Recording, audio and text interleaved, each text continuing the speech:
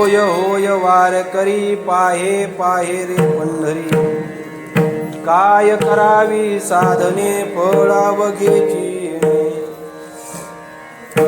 प्राप्त प्रसंगी प्राप्त वेळी संकीर्तन रूपी सेवेकरता घेतलेला अभंग संत हृदय सम्राट अनंत कृपा सागर भगवत पूज्यपाद श्रीमान श्रीमंत संत तुकाराम महाराजांचा अवघ्या 4 चरणाचा असून या अभंगामध्ये जगद्गुरु श्री तुकाराम महाराज पंढरीच्या वारीबद्दल उपदेश करतायत.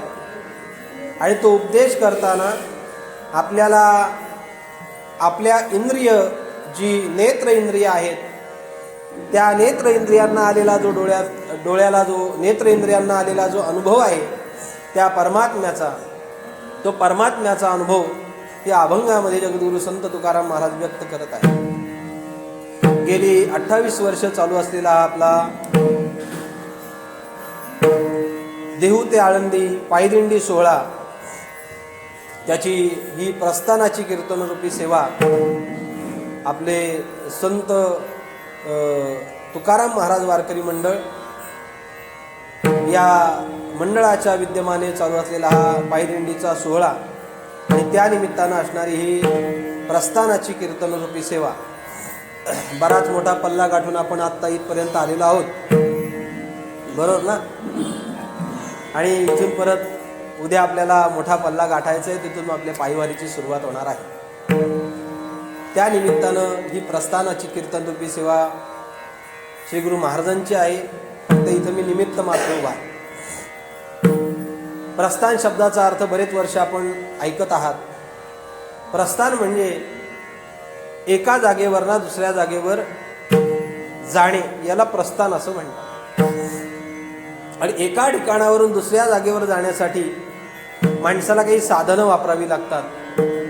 आणि म्हणून त्या साधनांना आपल्या वारकरी संप्रदायामध्ये किंवा आपल्या वैदिक परंपरेमध्ये प्रस्थानत्रयी असं म्हणतात. मुळामध्ये एका ठिकाणावरून दुसऱ्या ठिकाणी जाण्यासाठी आपण साधनांचा अवलंब व्यवहारामध्ये करतोच, करत नाही असं नाही. पूर्वीच्या काळी लोक चालत जायची, नंतर पायी जायची, मग जनावरांच्या साह्यानं प्रवास करायची. त्याच्यानंतर प्रवासाच्या साधनांचा अवलंब जसा जसा विज्ञान युग तंत्रज्ञान युग येत गेलं तसा तसा माणूस प्रवास करू लागला. आता माणूस बसल्या बसल्या अनेक देशांचा प्रवास करून येतो. कशाच्या माध्यमातून? मोबाईलच्या माध्यमातून करून येतो. जसं व्यवहारामध्ये एका ठिकाणावरून दुसऱ्या ठिकाणी जाण्यासाठी साधनं वापरणं आणि एका ठिकाणावरून दुसऱ्या ठिकाणी जाण्यासाठी या कामाला जसं प्रस्थान असं म्हणतात, तसं अध्यात्मामध्ये जीव अवस्थेकडनं शिवावस्थेकडे जायचं असेल तर त्याला सुद्धा प्रस्थान म्हणतात. जसं व्यावहारिक प्रस्थान करण्यासाठी आपल्याला साधनांचा अवलंब करावा लागतो, तद्वत त्याचप्रमाणे परमार्थामध्ये जीव अवस्थेकडून शिवावस्थेमध्ये जाण्यासाठी, शिव अवस्थेकडे जाण्यासाठी आपल्याला साधनांचा अवलंब करावा लागतो. आणि त्या साधनांचा अवलंब करत असताना आपल्या वैदिक परंपरेमध्ये त्याला प्रस्थानत्रयी असं नाव दिलेलं आहे. आपल्याला तो विषय माहिती आहे, मला तो विषय काय सविस्तर मांडायचा नाही, कारण तो बरेच वर्ष तुम्ही श्री गुरु महाराजांच्या मुखातून ऐकलेला आहे. व्यावहारिक साधनांचा अवलंब करतो त्याला प्रस्थानच म्हणतात, आणि पारमार्थिक साधनांचा अवलंब करतो त्याला सुद्धा प्रस्थान म्हणतात. फक्त इथं जागेचा फरक आहे दोन्हीमध्ये. इथे फक्त स्थान बदल आहे आणि अध्यात्मामध्ये अवस्था बदल आहे. असे 2 प्रकारचे बदल आहेत. स्थान बदल माणसाला करता करता, म्हणजे इथून निघाला पंढरपूरला जायला 6 तासात माणूस पोचतो की नाही? पोचतो. ट्रॉफिक असेल काय असेल 8 तास. पूर्वीच्या काळामध्ये तर 12-12, 13-13, 15-15 तासाचा प्रवास करावा लागायचा, कारण त्यावेळेला काही मेगा हायवे नव्हते, एक्सप्रेस वे नव्हते. पण आता साधनांची सुलभता झाली. जसं साधनांची सुलभता व्यवहारामध्ये झाली प्रस्थानासाठी, तशी साधनाची सुलभता ही अध्यात्मामध्ये सुद्धा झाली. पूर्वीच्या काळामध्ये युगाचा विचार करा, हजारो वर्ष तपश्चर्या करावी लागायची. बरं, हजारो वर्ष तपश्चर्या करून मानवी जीवनामध्ये परमात्म्याची प्राप्ती होईल असं नव्हतंच. मग परत दुसरा जन्म घ्यायचा. मग साधनं बदलत गेली. जसं तंत्रज्ञान युगामध्ये साधनं बदलत गेली, तशी अध्यात्मामध्ये साधनं बदलत गेली. का ज्या साधनानं परमात्मा पटकन मिळावा, परमात्म्याचं पद पटकन गाठता यावं, तसं साधनांमध्ये बदल होत गेले. आणि अध्यात्मामध्ये त्याच साधनांना प्रस्थानत्रयी असं म्हणतात. त्याचे 3 प्रकार आहेत.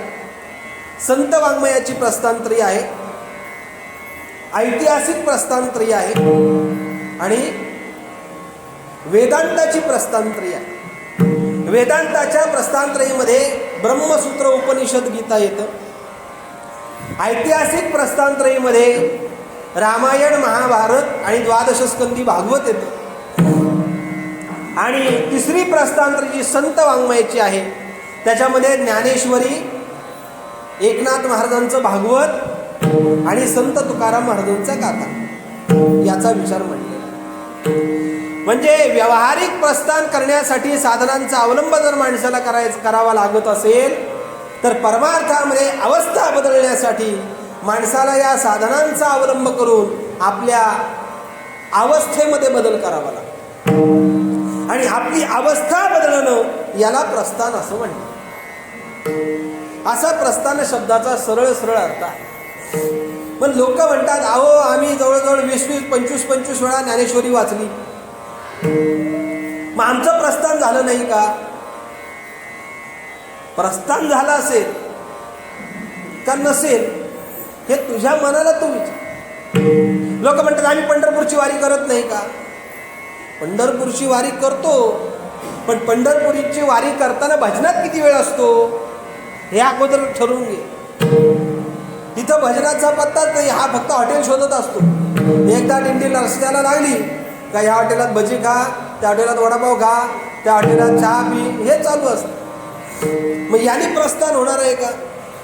प्रस्थान म्हणजे आपल्या जीवदशेकडनं शिवदशेकडे जायचं. वैदिक प्रस्थानत्रयी म्हणजे आपल्या भारतीय संस्कृतीमध्ये वैदिक परंपरेमध्ये आलेली प्रस्थानत्रयी वेदांत घ्या, इतिहास घ्या किंवा संत वाङ्मय घ्या.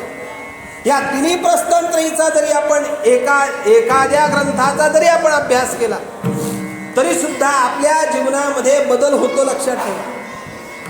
आणि म्हणून महाराजांना सांगावं लागलं, गीता भागवत करीती श्रवण, अखंड चिंतन विठोबाचे. हे का घडतच नाही आमच्याकडे. ते घडण्यासाठी अखंड चिंतन घडणं महत्वाचं आहे. आम्ही ज्ञानेश्वरी वाचतो, पण ती समजून कधी घेतो का? नाही घेत समजून. वाचायची म्हणून वाचायची, त्याच्यासाठी ज्ञानेश्वरी नाही. म्हणून महाराजांना सांगावं लागलं, एक तरी ओवी अनुभवावी, एक तरी ओवी ज्ञानेश्वरीची अनुभवली पाहिजे. म्हणजे ज्ञानेश्वरी तुम्ही पाठ केली का नाही हे महाराजांना सांगायचं नाही, फक्त त्याच्यातली एक ओवी तुम्ही अनुभव घ्या. ती एकच ओवी तुमच्या जीवनामध्ये अवस्था बदल करेल. आणि तो अवस्था बदल होणं म्हणजे प्रस्थान आहे. त्या निमित्तानं आपली कीर्तनरूपी सेवा आहे. सेवेकरता घेतलेला अभंग जगद्गुरु श्री संत तुकाराम महाराजांचा आहे. आणि तुकाराम महाराज या अभंगामध्ये उपदेश करतात. आता तसा जर विचार केला, ते अभंगाचा जर आपण बारकाईने विचार केला, तर तुकाराम महाराज हा उपदेश कोणाला करतात याचा अगोदर आपण विचार करायला पाहिजे. कारण तुकाराम महाराजांचे जेवढे काही अभंग आहेत उपदेशात्मक, तेवढे अभंग आलेल्या साधकाला तुकाराम महाराजांना वाटलं याला 2 अभंग द्यावे, 4 अभंग द्यावे, 5 अभंग द्यावे, तर तुकाराम महाराज तेवढे अभंगाचा उपदेश करून त्याला देत होते. पण हा जो अभंग आहे, या अभंगामध्ये कोणाला उपदेश केलाय महाराजांनी याचा विचार करणं अत्यंत गरजेचं.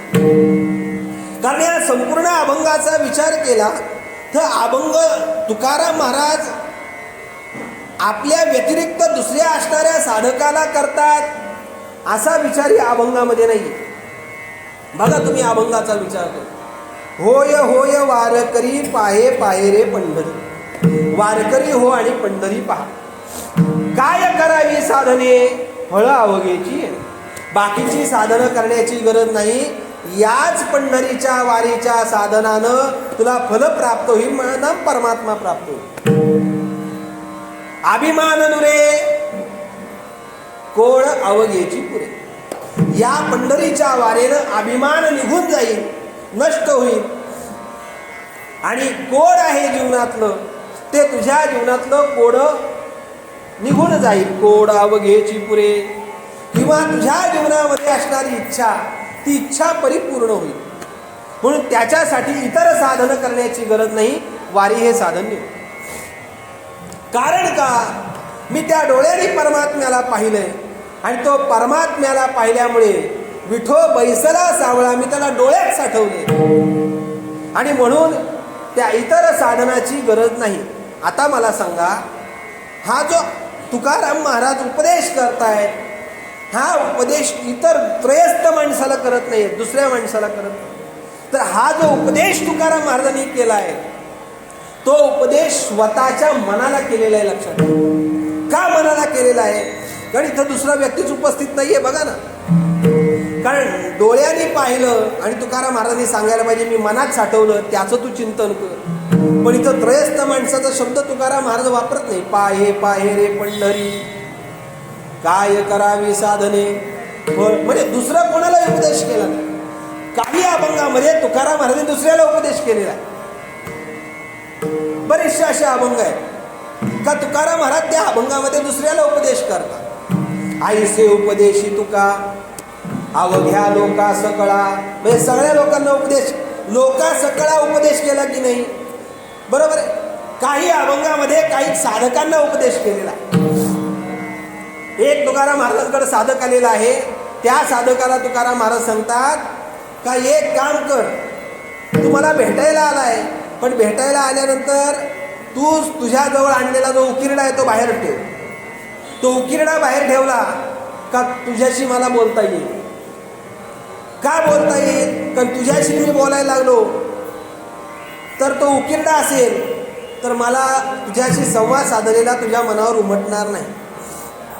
तुकाराम महाराजांचा अभंग आहे, ठेवा जाणीव गुंडून येते भावची कारण एका अनुसरल्या काळ अवघे जाणे पंढरीराज. म्हणजे हा जो उपदेश आहे तो तुकाराम महाराजांनी दुसऱ्या माणसाला केलेला. असे अनेक उपदेश आहे. लागून या पाया बिलवितो तुम्हाला करटाळे बोला मुखीना.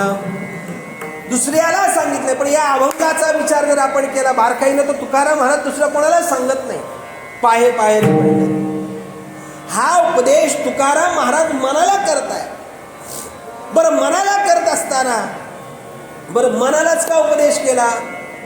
कारण तिथं तिसरा व्यक्ती उपस्थितच नव्हता.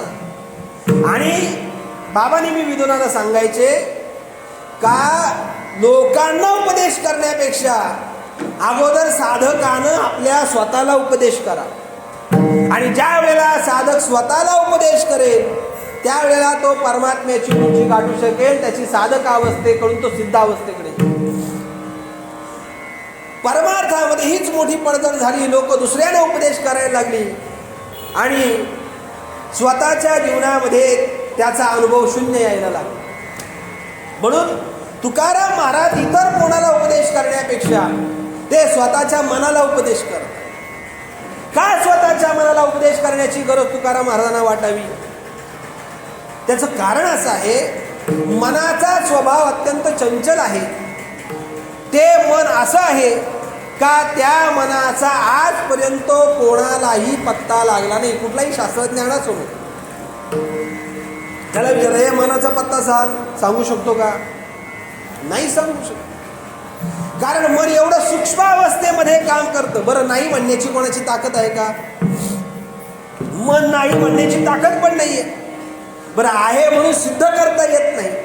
असं जे मन आहे ते मन अत्यंत चंचल आहे. परमात्म्याला विचारा, चंचल मन कृष्ण प्रमाती बलवत्तम तस्याहं निग्रहं मन्ये वायुरी वसुदुष्करम ऐसे कैसे घडे का मर्कट समाधी राये म्हणत या राहील महावातू. माकडाला समाधी कधी लागली का? म्हणजे समाधी ज्याला लागत नाही त्याला काय म्हणायचं? बोला ना. माकड म्हणायचं त्याला. माकडाला समाधी लागत नाही. वाऱ्याला सांगितलं थांब तर वारा थांबत नाही. का राहे म्हणतील या राहील महावातू.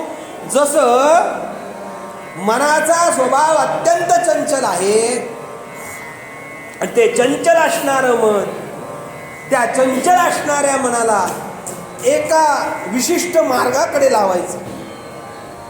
आणि त्या विशिष्ट मार्गाकडे लावत असताना एक लक्षात ठेवा, मनाला विशिष्ट मार्गाकडे लावण्यासाठी बुद्धीचा निश्चय व्हावा लागतो. आणि जोपर्यंत बुद्धीचा निश्चय होत नाही तोपर्यंत ती बुद्धी त्या मनाला विशिष्ट मार्गाकडे लावू देऊ शकत नाही.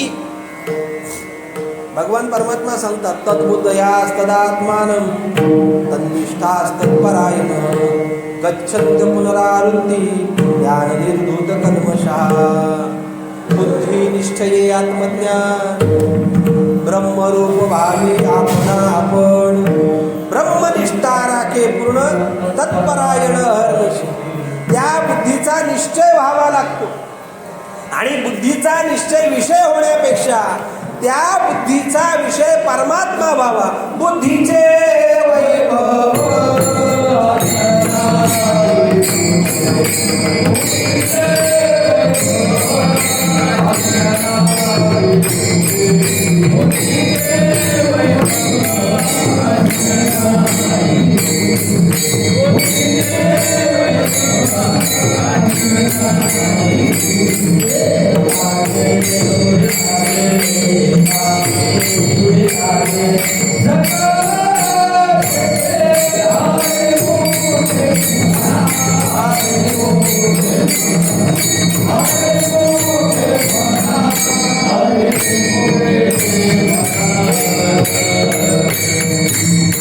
महाराज म्हणतात, बुद्धीचे वैभव अन्य नाही तुझे.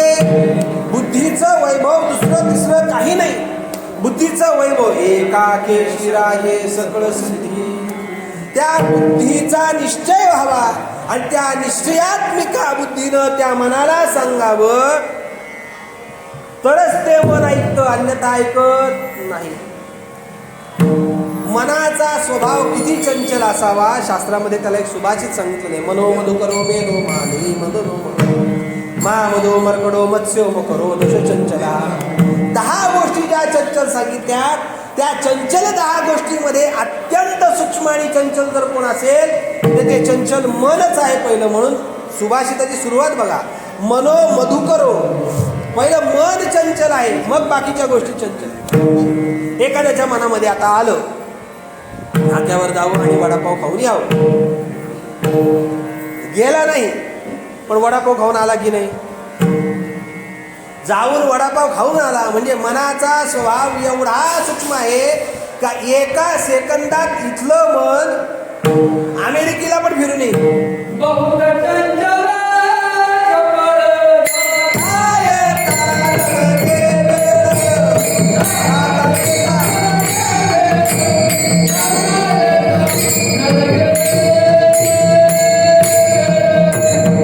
महाराज म्हणतात, बहु चंचल चपळ जाता येता न लगे वेळ. त्या मनाचा स्वभाव एवढा चंचल आहे का एका सेकंदामध्ये इथलं मन तिथं जातं.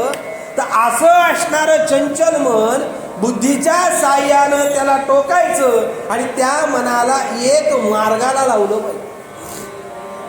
मन स्थिर करायला परमात्म्याने सांगितलं नाही. ऐका, 9व्या अध्यायामध्ये उपसंहारामध्ये परमात्मा म्हणतात, मन मना भव मद भक्तो मध्याजी माम नमस्कुरु मामे वैश्यसी युक्तैव मात्मानं मत्परायण.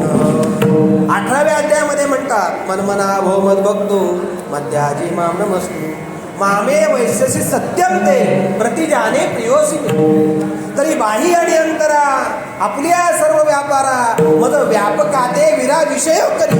मनाचा विषय काय कर, मला कर. मग परमात्म्याने स्थिर करायला सांगितलं का? मन स्थिर करायला सांगितलं, कारण मन स्थिर केलं का व्यवहार संपला. शरीरातला प्राणवायू संपला, काय होईल? अरे काय होईल? काय फोन करायला लागतील सगळ्यांना. विकेट पडली, जसा शरीरातला प्राणवायू निघून गेला, आलाच नाही शरीरात, तर माणूस मरतो. तसं मन स्थिर झालं तर काय होईल? व्यवहार थांबतील ना. आणि व्यवहार थांबले तर परमात्मा सुद्धा त्याचा विषय होणार नाही. आणि इथं भक्ती करत असताना ते स्थान आपल्याला गाठायचंय, उंच देवाचे चरण, तिथं आपल्याला जायचंय. आणि तिथं जायचं असल्यामुळे मन स्थिर करून चालणार नाही. मग त्या मनाला स्थिर करायचं म्हणजे परमार्थामध्ये आणून त्या मनाला योग्य मार्गाला लावायचं. तुकाराम महाराजांचे अनेक अशी प्रमाण आहेत का तुकाराम महाराजांनी त्या मनाविषयी सांगितले. काय काय करीतो या मना, तरी नायके नारायणा. काय मनाला करू सांगा ना. हे मन ऐकत नाही. का ऐकत नाही? का हे मन नाही माझी हाती, इंद्रिये सैरा नावरती. अशी त्या इंद्रियांची स्थिती झाल्यामुळे मनामुळे ते मन सहजासहजी आपल्या ताब्यात येणं कठीण आहे. आणि म्हणून ते मन जर ताब्यात यावं असं वाटत असेल तर त्या मनाला एक मार्गाची निवड करून दिली पाहिजे. बरं, एक लक्षात ठेवा, सोपं सांगतो अजून तुम्हाला. माशी पाहिली का? माशी, अरे हो नाही काहीतरी बोला. कितीतरी मारल्या पण असतील. माशी नाही बोललो, माशी. हां, मासे मारलेच असतील म्हणा. इथं पण फिरत असतील. मला सांगा, माशी सगळ्या ठिकाणी बसते, कुठं बसत नाही सांगा मला? हां, सगळ्या ठिकाणी बसते की नाही? व ती माशी पेड्यावर बसेल, बर्फीवर बसेल, जिलेबीवर बसेल, ढोकळ्यावर बसेल, समोस्यावर बसेल, वड्यावर बसेल, अजून शेणावर बसेल, शीवर बसेल. पण मला सांगा, ती माशी कधी निकाऱ्यावर बसली का? तापलेल्या तव्यावर बसली का? हा, गॅस जवळ येऊन बसली का? पेटत्या नाही. माशी एकदा निखाऱ्यावर बसली का ती संपली. यत गतवान निवर्तन्ते तद्धाम परमम मम. तसं मन सगळीकडे जातंय. कुठं जात नाही सांगा मला? सगळीकडे मन जाते, पण देवाकडे जायचं म्हटलं का ते मन जात नाही. कारण त्याला माहितीये, एकदा देवाकडं आपण गेलो का आपला विषय मन हे राम झाले.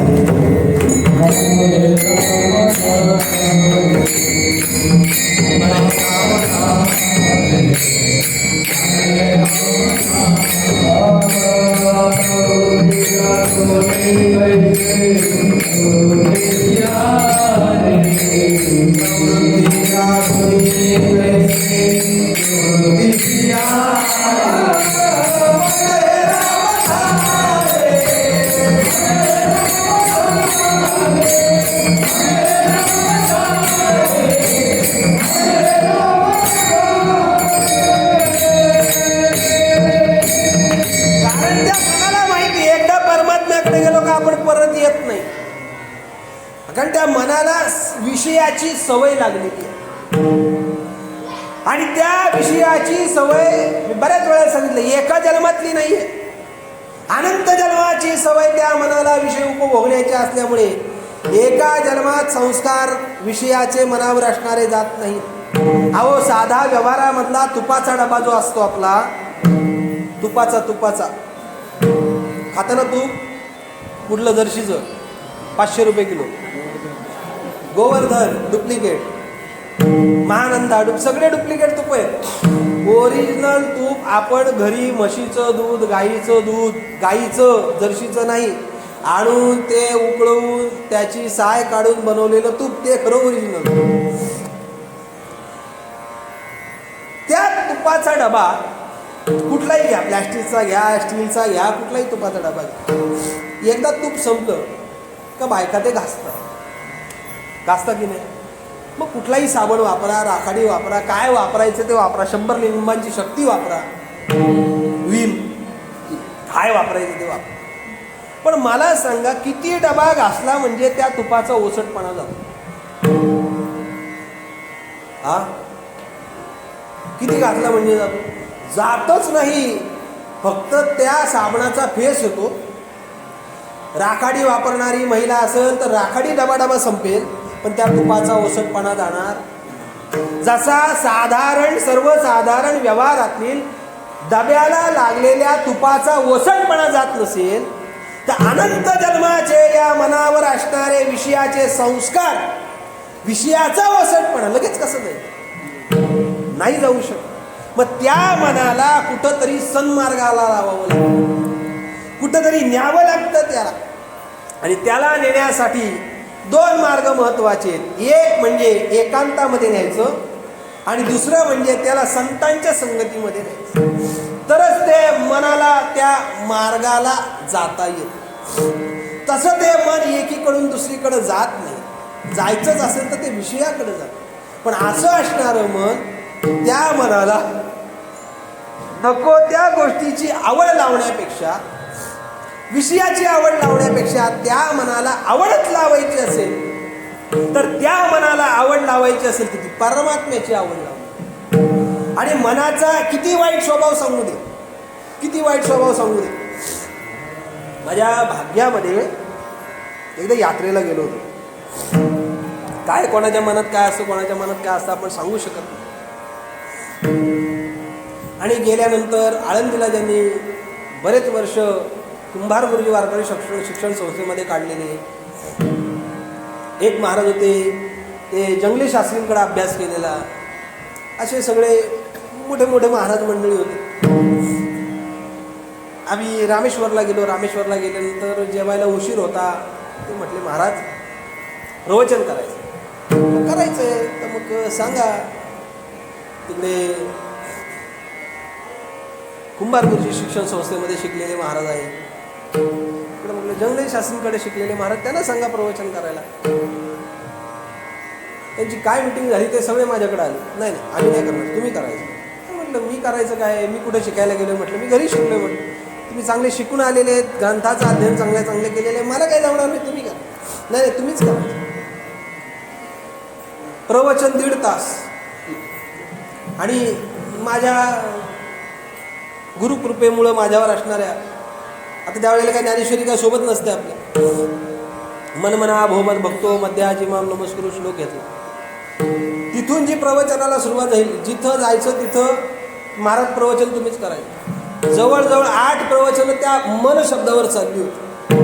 म्हणजे नुसतं मन शब्दावर जर माणूस 8 दिवस 8 तास बोलू शकतो, तर ते मन किती सूक्ष्म असेल याचा विचार करा. आणि एवढं सूक्ष्म असणारं मन, पण माऊलींनी त्या मनाचा एक चांगला स्वभाव सांगितला. त्या मनाला एखाद्या गोष्टीची आवड लावायची. लहान मुलगा जर ऐकत नसेल तर आई काय सांगते, बाळा तू जर हे औषध घेतलं ना, असू दे रे कडू, हे औषध तू घेतलं का तुला मी काय देईन, चॉकलेट खायला देईन. मग त्या चॉकलेटच्या आवडीने का होईना ते बाळ काय करतं, औषध घेतं. तसं त्या मनाला आवड लावणं अत्यंत महत्वाचं. आवड लावणं महत्वाचं. आणि एकदा त्या मनाला त्या चांगल्या गोष्टीची आवड लागली का ते मन ती गोष्ट सोडत नाहीये. या मनाची एकनिके जे देखलिया गोडीची या खाया सोके, म्हणून अनुभव सुखाची कौतिके दावीत जायचे. माऊली म्हणतात त्या मनाला चांगल्या मार्गाची आवड करून द्या. एकदा त्या मनाला त्याची आवड निर्माण झाली का ते मन तो विषय सोडत. आम्ही अनंत जन्म बाकीच्या विषयाची आवड मनाला लावले, पण परमात्मा नाव विषयाची आवड आमच्या मनाला लावली नसल्यामुळे ते मन परमात्म्या विषयाची आवड निर्माण लवकर करू देत नाही. त्या परमात्म्या विषयाची आवड निर्माण करण्यासाठी तुकाराम महाराज त्या मनाला सांगतात, हे मना तू इतर ठिकाणी विषयाची आवड निर्माण करण्यापेक्षा मी सांगतो त्या विषयाची आवड निर्माण कर. आणि एकदा त्या परमात्म्याची आवड निर्माण झाली का त्या परमात्म्याची आवड निर्माण झाल्यानंतर, जसं विषयाची आवड निर्माण झाल्यानंतर तो विषय सतत सेवन करण्याच्या मागे लागतोस, तसं परमात्मा नावाचा विषयाची आवड निर्माण केल्यानंतर त्या परमात्म्याच्या जवळ जाणं हे तुला गरजेचं आहे. हेच महाराज अभंगाच्या पहिल्या चरणात.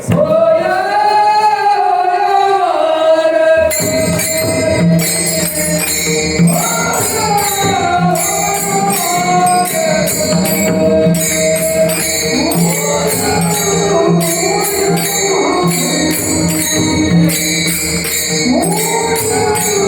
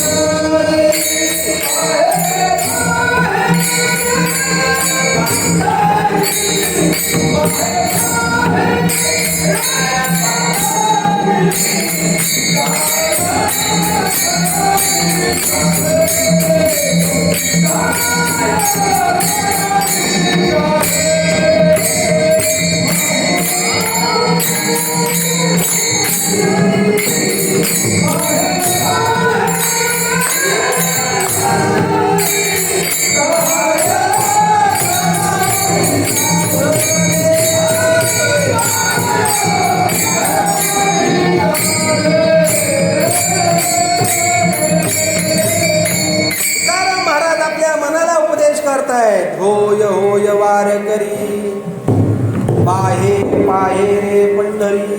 तू वारकरी हो, पण इतर विषयाच्या ठिकाणचा वारकरी होण्यापेक्षा तू वारकरी हो. कसला हो? पंढरीचा, पंढरपूरच्या पांडुरंगाचा वारकरी हो, त्याची वारी कर. होय होय वारकरी. वारी जीवनामध्ये काय करत नाही एक लक्षात ठेवा. तुकाराम महाराज जो मनाला उपदेश करतायत, तो उपदेश करत असताना त्या मनाने अनंत साधनं उपभोगून त्याची जन्मवर्णाची वारी सुटली नाही. कारण मन हे येतं अंतःकरण चतुष्टयामध्ये, आणि अंतःकरण चतुष्टय हे कधी नष्ट न होणार असल्यामुळे त्या अंतःकरण चतुष्टयाला सतत वारी लागलेली आहे जन्ममरणाची. आणि ती जन्ममरणाची वारी चुकवायची असेल तर तुला पंढरीची वारी करावी. होय होय वारकरी. एक गोष्ट. दुसरी गोष्ट, मनानं अत्यंत क्लेशदायक साधनं केली, योग साधना केली, ज्ञान साधना केली, अशी अनेक क्लेशदायक साधनं केली. अहो नुसतं वेदांत वेदांत बोलणं फार सोपं वाटतं, पण त्या वेदांताचा अभ्यास करायला जा, मग तुम्हाला कळेल. वाटतं तेवढं वेदांत सोपं नाही. संतांनी आपल्याला सोपं करून सांगितलं, आपल्याला त्याची किंमत कळत. पण वेदांत म्हणजे, अहो नुसतं एखाद्याला विचारा उपाधी म्हणजे काय सांगता येईल का? सांगता येणार. त्याच्यासाठी वेदांताचा अभ्यास केला पाहिजे. पंचदशीमध्ये विद्यारण्य स्वामींनी सांगितले स्वभिन्न पदार्थाला उपाधी म्हणतात.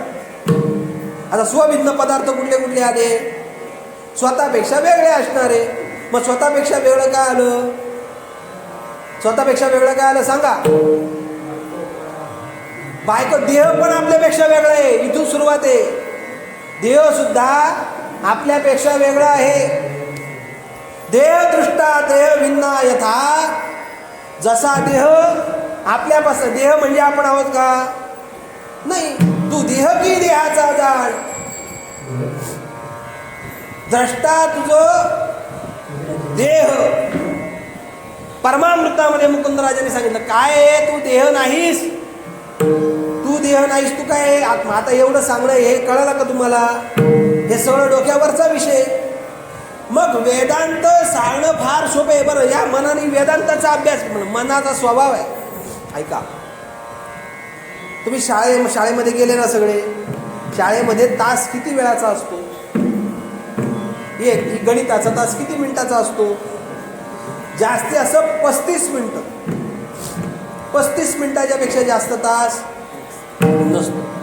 जर एखाद्या शिक्षकानं 1 तास विद्यार्थ्याला शिकवलं 60 मिनिटं, तर ते 60 मिनिटं शिकवलेल्या विद्यार्थ्याच्या लक्षात राहणार नाही. अगोदरचं 35 मिनिटं काय शिकवले तेवढंच लक्षात राहतं. मग बाकीचं राहिलेलं ते गेलं वरतून. कारण त्या मनाची कॅपॅसिटी आहे. एक विषय तुम्ही जर क्षेत्राच्या ठिकाणी गेलात तर काही ग्रंथाचे पाठ 1 तासाचे असतात, काही ग्रंथाचे पाठ हे 20 मिनिटाचे असतात, काही ग्रंथाचे पाठ हे 45 मिनिटाचे असतात. त्याच्यापेक्षा जास्त मिनिटाचा त्या ग्रंथाचा पाठ होत नाही. ऐका, पंचदशी शिकायची असेल तर 20 मिनिटं घेतली जाते. पंचदशीचा पाठ 20 मिनिटाचा, त्याच्यापेक्षा जास्त नाही. विचारसागर असेल 45 मिनिटं, त्याच्यावरती त्या मिनिटाच्या वरती पाठ घ्यायचा नाही. मग ज्ञानेश्वरी असेल, नाथ महाराजांचं भागवत असेल किंवा तुकाराम महाराजांचा गाथ असेल, 1 तासाचं चिंतन त्याच्यावर चालतं. कारण मनाची कॅपॅसिटी अवघड विषय जर असेल तर त्याची कॅपॅसिटी ही कमी होते. त्याच्यापेक्षा थोडा सुलभ विषय असेल तर तो जास्त ऐकू शकतो. अत्यंत सोपा विषय असेल तर अजून जास्त ऐकू शकतो. आणि म्हणून या मनाची कॅपॅसिटी पाहिली महाराजांनी.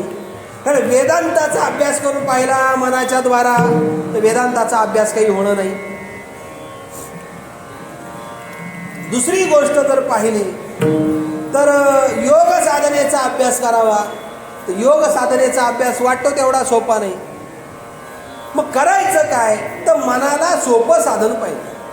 आणि कलियुगामध्ये अवघड साधनं कोणी करत नाही. अवघड कोणी न करी सांगता सुलभ बहुता गोड वाटे. सोपं सांगितलं महाराजांनी. काय सांगितलं? सोपे हे साधन लाभ येतो घरा वाचेशी उच्चारा रामन. सोपं माणसाला सोपं वाटतं का अवघड सोपं वाटतं? अवघड सोपं वाटत नाही तर सोपं वाटलं पाहिजे. आणि ते सोपं साधन करण्यासाठी महाराजांनी विचार केला. याला विवेक सांगून कळणार नाही, याला वैराग्य सांगून कळणार नाही, याला शमदमादी षटक संपत्ती सांगून कळणार नाही, अधिकारी विषय प्रयोजन हे सांगून कळणार नाही, मोक्ष सांगून कळणार नाही. त्याच्यापेक्षा सर्वात सोपं साधन करावं याने. होय होय वारकरी. एकदा वारकरी हो. मनाला सांगितलं. आता मन वारीला जातं का माणूस वारीला जातो? लवकर सांगा. मन वारीच्या रस्त्याला चालत जातं का माणसाचा देह वारीच्या रस्त्याला चालत जातो? हा, देह जातो म्हणजे मन जात. बरोबर आहे. मन घरी असतं. याचा फक्त मुर्दाच वारीला असतो. हॅलो जेवली का? बाबांचा दृष्टांत द्या. पिंकी कामावर गेली का? पिंट्या शाळेत गेला का? रात्री झोपताना दरवाजाची कडी व्यवस्थित लाव. तू मारायला गेला कशाला वारीला? घरी थांब. म्हणजे आमचा देह वारीला आहे पण मन वारीला. वारी करायचीच असेल तर देहा सकड मनाने केली पाहिजे. पंढरपूर महाराज सांगतात होय होय वारकरी. मनाला सांगतात पाहे पाहे रे पंढरी. मग ही जी वारी आहे ही वारी अत्यंत महत्वाची आहे. ही वारी मनानच होते, ही देहानं होत नाही. आता इथून पंढरपूरला आपण देहाने जाणार आहोत म्हणजे मनाने पण जाणार आहात असं जाणार नाही असं नाही. पण सर्वात महत्वाची वारी महाराजांना ही सूक्ष्म वारी सांगायची आहे की मनाने करण्याची वारी आहे. आणि त्या मनानं करणाऱ्या वारीत काय करायचं आहे? पाहे पाहे रे पंढरी. अहो फार चिंतनीय विषय आहे. मी आपलं उगाच उडता सांगतोय तुम्हाला. वारकरी होय होय. मग वारकरी होणं म्हणजे काय? वारकरी काय करतो? पंढरपूरला इथून पायी जातो आणि पंढरपूरवरनं परत पायी येतो. बरोबर की नाही? म्हणजे जाणं आणि येणं ही एक वारी. जाणं आणि येणं ही एक वारी. ऐका, मनानं सुद्धा अशी वारी करायची. मनानं मुलाधाराकडून निघायचंय. मग स्वादिष्टान, मणिपूर, अनहत, विशुद्ध, आज्ञाचक्र आणि सहस्रार चक्रापर्यंत ती वारी न्यायची. बरं तिथं जाऊन ती वारी संपत नाही, ती परत तशीच खाली आणायची. ही सुद्धा आपल्या मनानं करण्याची वारी आहे. कारण आपल्या शरीरामध्ये असणारी सूक्ष्मतम शक्ती जिला कुंडलिनी शक्ती म्हणतात, ती कुंडलिनी शक्तीची जी वारी आहे ती अशीच आहे. मुलाधार. आता ही कुंडलिनी शक्ती त्याला आपण मराठीमध्ये मायक्रोस्कोप म्हणतो आणि इंग्रजीमध्ये सूक्ष्मदर्शक यंत्र म्हणतो. त्या मायक्रोस्कोपनी सुद्धा दिसत नाही एवढी सूक्ष्म असणारी जी आहे त्या सूक्ष्म असणाऱ्या कुंडलिनीला जागृत करायचं आणि तिला न्यायचं. पाहे पाहे रे पंढरी. पंढरी म्हणजे काय? तर एकदा तुम्ही विशुद्ध चक्राकडनं तुमचा प्रवास आज्ञाचक्रात गेला का आज्ञाचक्राच्या पुढची जी वारी आहे ते सहस्रार चक्रापर्यंत जाईपर्यंत तिथं तुम्हाला सगळं सफेदच दिसतं. पंढरी म्हणजे पांढरं. तिथं पांढरंच दिसतं. तिथं इतर कुठलाही रंग दिसत नाही. आणि त्या पांढऱ्यातनं आपल्याला शोधायचंय तो परमात्मा. म्हणून महाराज सांगतात होय होय वारकरी पाहे पाहे रे पंढरी. बरं मला सांगा, आता ही पंढरीची वारी करण्यासाठी मी आता जी सांगितली त्याला काय वेदांताची गरज आहे सांगा मला. काय वेदांताची गरज आहे? काय ब्रह्माची अहम सत्य, काय म्हणतात त्याला, ब्रह्म सत्य जगन्मिथ्या जीव ब्रह्म एव न परा, याची काही गरज आहे का या वारीला? फक्त एक करायला लागेल, त्याला एका जागी स्थिर बसावं लागेल. स्थिर बसून त्याला ती सूक्ष्म असणारी कुंडलिनी शक्ती शोधायला लागेल. बरं त्याच्यातले काठ्या गुढीत आता तुम्हाला नाही सांगत. हे सगळं झाल्यानंतर त्याचे चक्र जागृत झाले पाहिजे. आणि सर्वात महत्वाचं मूलाधार चक्र आहे. मूलाधार चक्र जागृत झाल्याशिवाय पुढची वरची चक्र जागृत होत. आणि म्हणून एकदा एक एक चक्र जागृत होत गेलं का ती कुंडलिनी वरती वरती येते आणि आज्ञा चक्रामध्ये गेली का तिचा स्वयंप्रकाशमान ती होते. आणि स्वयंप्रकाशमान म्हणजेच पाहे पाहे रे पंढरी गोपाल कुमाई,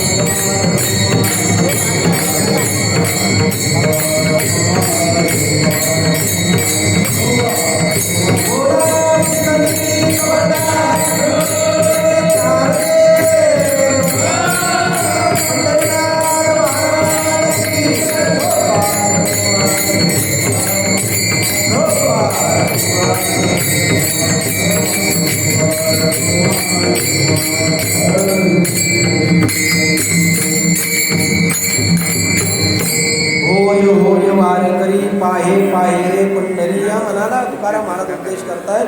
तू वारकरी हो, वारी कर. आणि वारी करून काय कर? पाहे पाहे रे पंढरी, पंढरी पहा. ही वारी करण्यासाठी तुला इतर साधनांची गरज नाही. काय करावी साधने? फळ अवघेची येणे, हेच एक साधन असं आहे का त्या साधनानं तुला फल प्राप्त होईल. इतर साधनाची त्याला आवश्यकता पडणार नाही. काय करावी साधने? फळ अवघेची येणे. आणि हे साधन असं आहे का त्या साधनानं अभिमान गलित माणूस होतो. अभिमान निघून जातो. अभिमान रे, त्याच्याकडे अभिमान शिल्लक राहत नाही. आणि महाराज सांगतात कोण अवघेचे पुरे, इच्छा केली का त्या इच्छा सगळ्या पूर्ण होतात. पहिली गोष्ट अशी आहे, पंढरपूरला पाहे पाहे रे पंढरी जर त्याची अवस्था असेल तर त्याच्याकडे इच्छा राहत नाही.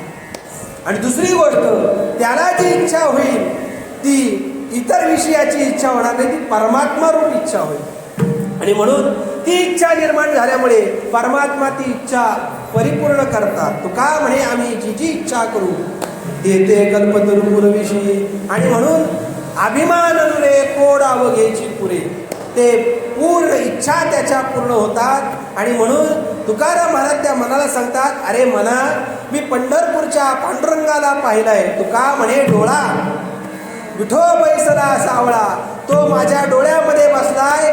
त्याच पंढरपूरच्या पांडुरंगाची तू जर वारी केली तर तुझ्या जीवनामध्ये फळ, जे काय फळ आहे ते फळ तुला सहज प्राप्त होईल. आणि ते फळ काय आहे तर ते फळ असं आहे, तुका म्हणे मोक्ष देखील कळस. ते मोक्ष नावाचं जे फळ आहे ते फळ तुला सहज प्राप्त होईल. एक गोष्ट.